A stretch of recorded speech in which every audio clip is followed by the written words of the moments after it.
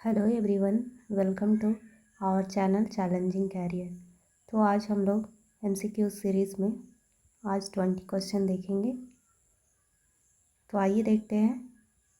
First question, the function of gills in the face is to take in O2 from air.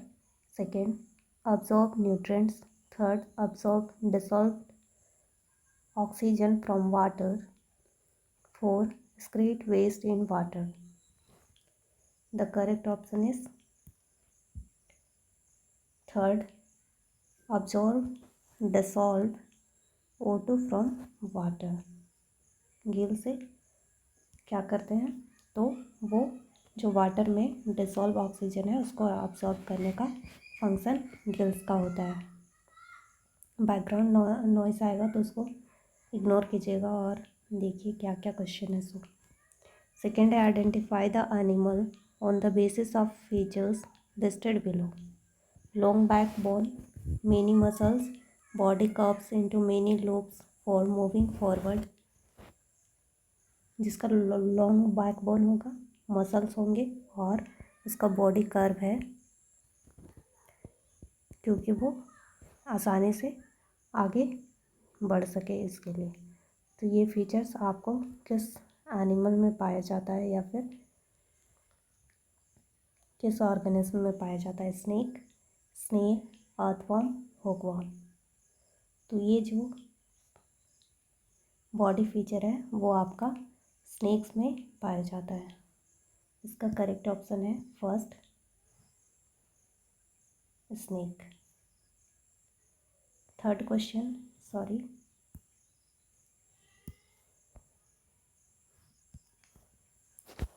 What are viruses? Viruses क्या है? Obligate parasite, obligate saprophytes, partial parasite, facultative parasite.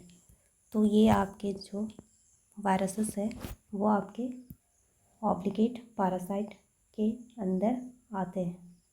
तो viruses obligate parasite हैं। Next है 4 number, hippocampus is a fish, snake, mammals, Protochordata. तो ये आपके fish जो है, हिपोकैम्पस है, वो एक प्रकार की मछली है। सी हॉर्स इसको भी कहते हैं और ये समुद्री मछली है। ठीक है। नेक्स्ट है 5 number, which of the following is the best indicator of sulphur dioxide pollution? Lichen, sulphur dioxide pollution, that means कि एयर पॉल्यूशन के बारे में पूछा जा रहा है।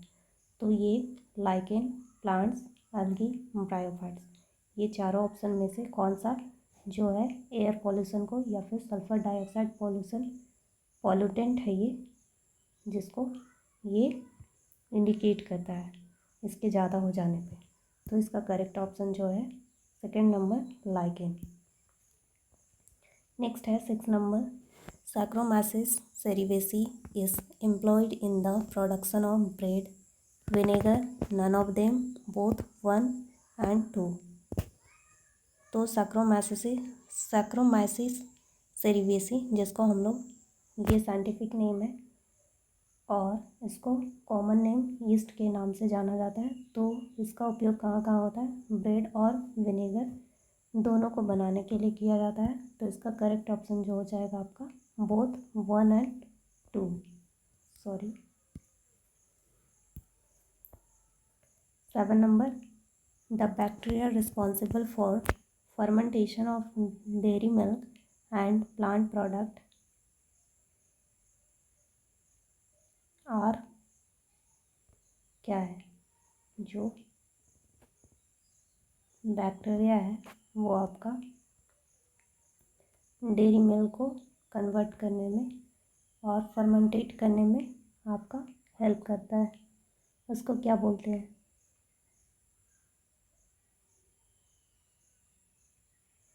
फर्मेंटेशन के लिए आपका ईस्ट है और आपका जो लैक्टोबैसिलस है वो आपका, यहाँ पे ऑप्शन गलत हो गया है तो इसको करेक्ट कर लेते हैं हम लोग।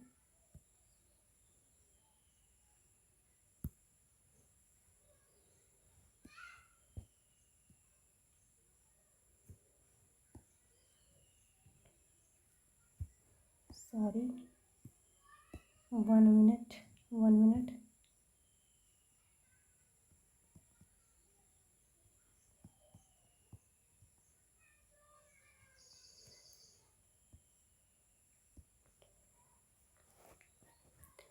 The bacteria responsible for fermentation of fermentation of dairy milk and plant product are yeast, lactobacillus, both 1 and 2, none of them। इसका करेक्ट ऑप्शन हो जाएगा both 1 and 2। नेक्स्ट है 8 number question. The Adam apples is formed by thyroid cartilage, cricoid cartilage, epiglottis, hyoid bone। ये आपका 8 class का question है। Adam Apple जिसको हम लोग क्या कहते हैं और उसको हिंदी में क्या कहते हैं, जो हमारे नेक रीजन में होता है, जो ज़्यादातर बॉयज़ में विजिबल होता है। गर्ल्स में ये विजिबल बहुत कम होता है, लेकिन बॉयज़ में बहुत ज़्यादा ये विजिबल होता है और ये पॉवर्टी के समय से विजिबल हो जाता है। ठीक है, तो ये किस कार्टिलेज के द्वारा बना होता है, तो ये है आपका करेक्ट ऑप्शन हो जाएगा इसका थायराइड कार्टिलेज। ये थायराइड कार्टिलेज के द्वारा बना होता है। नेक्स्ट है 9 number. Which set contains only secondary sexual characteristics. इसमें बताना है कि सेकेंडरी किस ऑप्शन में सेकेंडरी सेक्सुअल कैरेक्टर्स का फीचर दिया हुआ है या फिर कैरेक्टरिस्टिक शो कर रहा है। अच्छा, यहाँ पे 3 ही ऑप्शन दिया हुआ है, कोई बात नहीं, 3 ही ऑप्शन में आप बता दीजिए। Weight gain, height increase, hair colour. तो हेयर कलर से कोई लेना देना नहीं, ये ऑप्शन नहीं होगा। Development of breast, growth of facial hair, voice change, ये हो सकता है। नेक्स्ट देख लेते हैं। Increase height, deepening of voice, gain muscles. तो बेस्ट सुटेबल, ये तीनों में से जो सुटेबल आंसर है वो आपका है second, development of breast, growth of facial hair और वॉइस चेंज हो जाता है। सॉरी, मैं यहाँ से भूल गई थी ऑन करना और मैं बोलते गए पता चला कि यहाँ टाइमर रिकॉर्डिंग हो ही नहीं रहा है। अभी याद आया पूरा कंप्लीट हो जाने के बाद, फिर से अब हमको करना पड़ेगा। 7 नंबर हम लोग का कंप्लीट हो गया था। नेक्स्ट है 8 number. The Adam apples is formed by thyroid cartilage, cricoid cartilage, epiglottis and hyoid bone. तो इसमें हमारा जो एडम एप्पल है ये नेक रीजन में पाया जाता है, जो आपका वोकल कॉर्ड जो है वही जो है एडम एप्पल, जो पबर्टी के दौरान बॉयज़ में ये विजिबल हो जाता है बट गर्ल्स में विजिबल नहीं होता है। मीन्स के बाहर से दिखता है वो, उसका स्ट्रक्चर जो फुला हुआ थोड़ा होता है। तो ये आपका थायराइड कार्टिलेज का बना होता है। नेक्स्ट है, मैं पूरा कंप्लीट कर चुकी हूँ, इसलिए आपको करेक्ट आंसर यहाँ पे आपको टिक किया हुआ मिलेगा। Which set contains only secondary sexual characteristic. तो इसका जो सेकेंड ऑप्शन सही है, development of breast, growth of facial hair, voice change. Next है आपका 10 number. Metamorphosis in frogs is controlled by iodine. ये मेटामॉर्फोसिस ये एक डेवलपमेंट प्रोसेस है जिसमें फ्रॉग जो है या फिर जिस भी एनिमल्स में मेटामॉर्फोसिस प्रोसेस होता है, उसमें जो उसका स्टेज है लार्वा स्टेज से अडल्ट स्टेज में कन्वर्ट होने में जो प्रोसेस होता है उसी को मेटामॉर्फोसिस कहते हैं। और लार्वा में जो कैरेक्टर्स होता है वो अडल्ट में नहीं होता है, और अडल्ट में जो कैरेक्टर्स होता है वो लार्वा में नहीं होता है। तो ये मेटामॉर्फोसिस डेवलपमेंट प्रोसेस है जिसमें लार्वा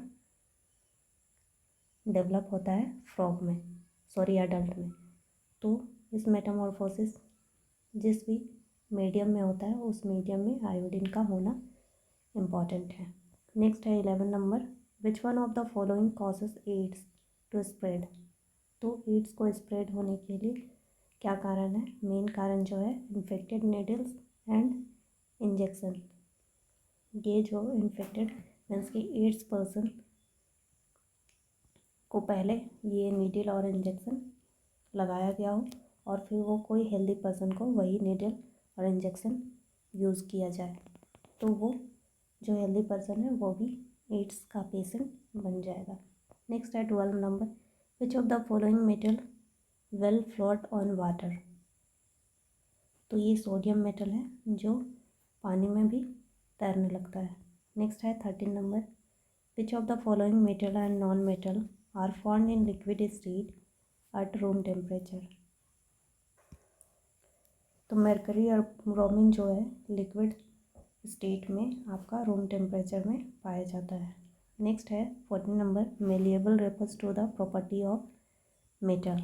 ये मेलिएबल जो प्रॉपर्टी है मेटल का, इसमें मेटल को गर्म करने पे, हीट करने पे वो पिघल जाता है और फिर उसको हम लोग शीट में, एक पतले शीट में कन्वर्ट कर सकते हैं। इसी को मेलिएबिलिटी कहते हैं।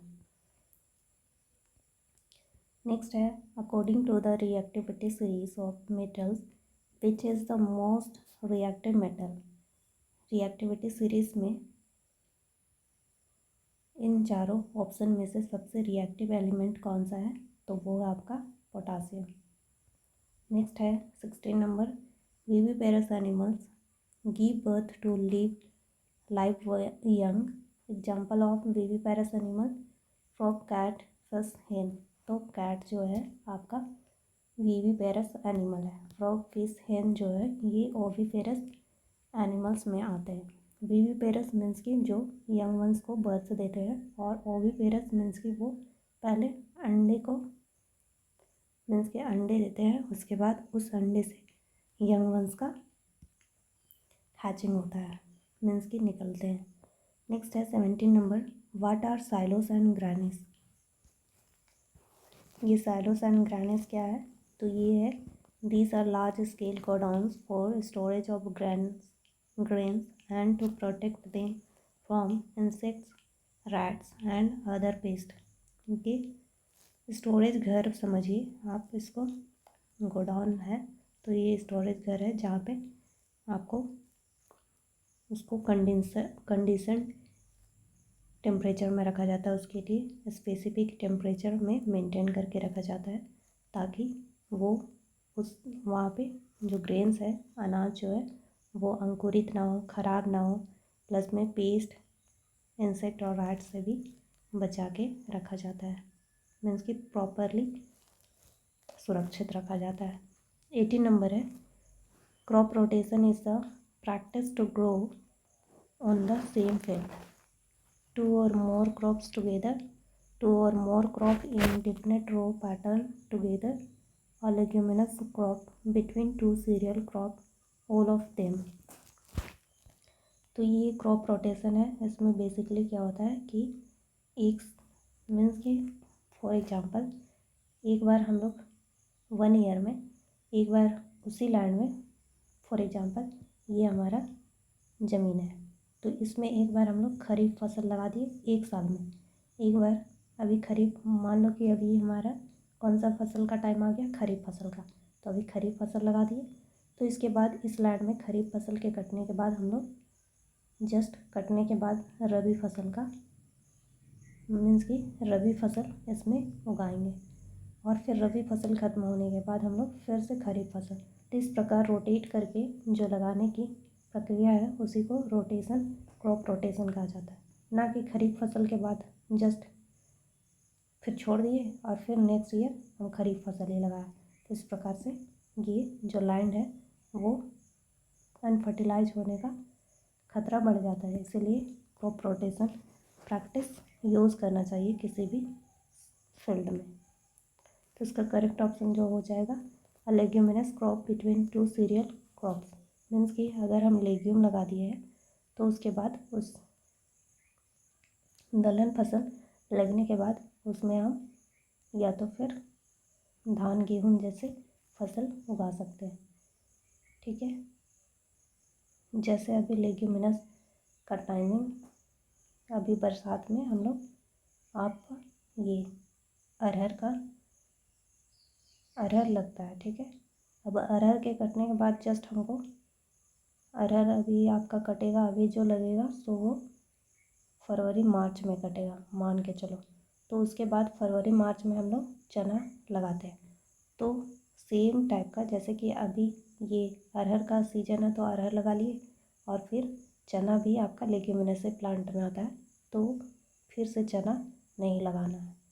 अभी हम लगाए हैं अरहर, तो इसके बाद कुछ और वैरायटी का, फॉर एग्जांपल उसके बाद सीजन आ सकता है आपका गेहूँ, मतलब चना और गेहूँ साथ होता है, तो आप चना न लगाकर गेहूँ लगा सकते हैं। तो इस प्रकार का जो लगाने का प्रक्रिया होता है उसी को क्रॉप रोटेशन कहते हैं, ताकि हमारी जो लैंड है, ज़मीन है, उसका उर्वरता बरकरार रहे। नेक्स्ट है 19 number, which of the following nutrients is provided to plant by fertilisers. Fertiliser से कौन कौन सा न्यूट्रिशन प्लांट को मिलता है? Nitrogen, phosphorus, potassium, all of them. तो इसमें आपका करेक्ट ऑप्शन जो है ऑल ऑफ देम। नाइट्रोजन भी मिलता है, फास्फोरस भी और पोटासियम भी। नेक्स्ट है last question 20, moat, chain pump, dhekli, rahat are the traditional method of irrigation, the modern method of irrigation, the traditional and modern method of spraying, the modern method of harvesting। तो ये मोट, chain pump, dhekli, राहट, ये जो है आपका traditional method of irrigation है, सिंचाई करने का ट्रेडिशनल मेथड है ये आपका राहत, ढेकली, चेन पंप एंड मोट। तो इस प्रकार से आज हम लोग 20 क्वेश्चन देख चुके हैं। अगर आप लोग को कुछ हेल्पफुल हो रहा हो तो आप लोग लाइक, शेयर एंड सब्सक्राइब कीजिए और चैनल को प्रमोट कीजिए, ताकि हम और आप लोग साथ साथ एक दूसरे को हेल्प करते हुए आगे बढ़ते जाए। तो आप लोग बता सकते हैं, सजेशन दे सकते हैं कि किस प्रकार का आप लोग को क्वेश्चन चाहिए, नहीं चाहिए, फिर लेवल क्या है, ये सब आप लोग सजेशन दे सकते हैं। तो चलिए इतना ही रखते हैं आज के लिए। धन्यवाद।